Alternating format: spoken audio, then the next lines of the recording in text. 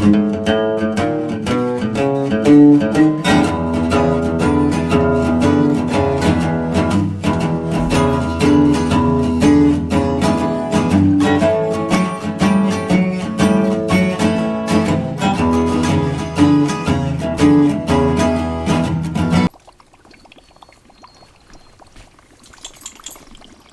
Susie Homesteader of the Rockies, and welcome to the Susie Homesteader channel. And today we're doing a fairy garden. And this is a great project to do with your kids. It's a real fun one, real easy one. Lots of little things you can go pick out at the thrift store, and half of this stuff I think I bought at a nursery, and you can get your plants, you know, wherever you can find some cheap little fairy garden plants. And the fun thing about these plants is that these are also kind of the same scale and size that you can use for a terrarium. So if you have extra plants or you're still working on a terrarium, it's kind of a similar concept where everything's just kind of on a little mini scale. And you know, the most important thing about your fairy garden is of course the container that you're going to use to put it in. So this is one idea that I liked. And once again, I found this little trunk at a thrift store for probably 20 bucks, you know, and it was a little bit beat up, but I did spray paint it with kind of an outdoor spray paint, since this is one of our outdoor projects. And you can drill holes in the bottom of whatever little container you want, especially if it's going to be outdoors. But if you think you might take it indoors at any point, then don't drill any holes in the bottom. And on this one, I did not drill holes, but I did put some pea gravel in the bottom, or some kind of a rock for drainage.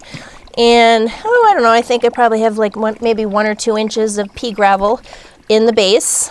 And what I did before that, though, was line the whole thing with the visqueen.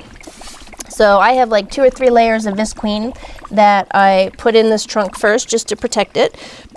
And then put the pea gravel in, and then you want to put your topsoil on top of that. One other little cute thing you can do is line it with a whole piece of burlap, either a burlap bag or actual material, fabric material of burlap, and kind of hang it over the sides, which I did actually do, but the dog came in and ripped it all out. So, but the burlap hanging over the edge is kind of a nice little effect. And then, you know, just find some cute little items to use as maybe a border. And then this fountain, another little thrift store find, just has a little mini pump in it. And then just connected this with an extension cord to a nearby outlet. So we now have a little water feature for our fairy garden. And the other thing that I thought was kind of a good idea was to put this on something that's movable. So I took my little red wagon that the kids had forever and took the sides off, and just put my trunk on top of this, so that when I have to put this in the greenhouse in the wintertime, or you can store it in your basement or any easy place to store it over the winter, I can just wheel it in there. So if you can find some kind of a base with wheels, instead of having to lift something this big and this heavy, that's a good idea. I also have this little contraption called a pot lifter, which you can get at most nurseries or plant stores. And that's another way to kind of lift heavy pots or containers that have soil, if you don't want to kill your back. So that's another way to move these, but I thought the best idea was just to put it on wheels and take it wherever you need to take it in the wintertime. So out in the Rockies, this is only gonna kind of survive like maybe May, June, July, and and through August. But even in August, these little tiny plants have a hard time with the super heat. So you might want to just, maybe when it gets super hot in the August months, take it out of the direct sun, depending on what kind of plants you have. But you will have to do a lot of watering on these little tiny plants. And, you know, you're looking just for some smaller scale plants like these. Again, the same kind that you'd maybe put in a terrarium. And here's a few examples of some little potted plants that I like to use. This is a vinca vine, which is real easy to find.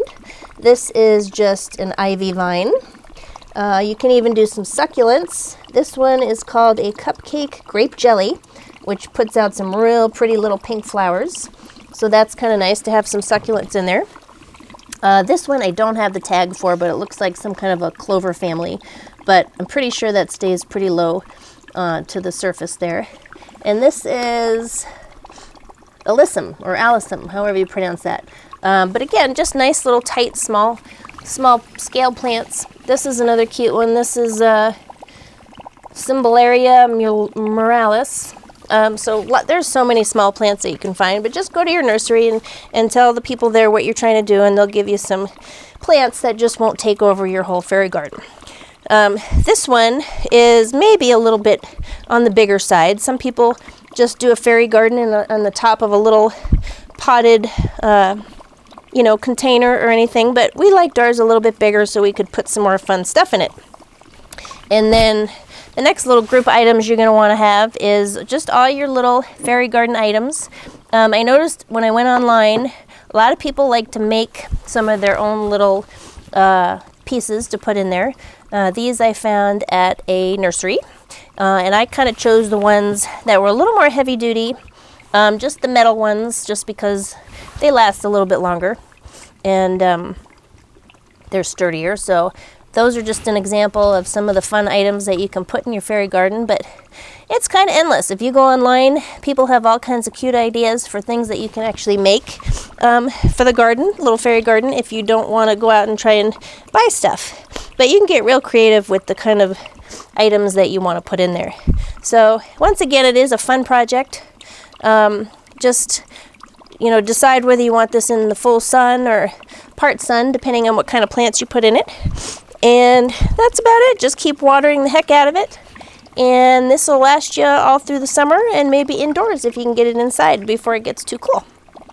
So there you go. There is a fun little example of a fairy garden, and I'm sure you'll have all kinds of other great ideas. And if you want to tell me about them, let me know at my website, Susie Homesteader of the Rockies, and we'll have all kinds of fun landscaping and gardening videos to go with this. Hanging baskets, you name it, greenhouse tips. So come and see me on my website, and we'll see you soon. Talk to you later. Bye-bye.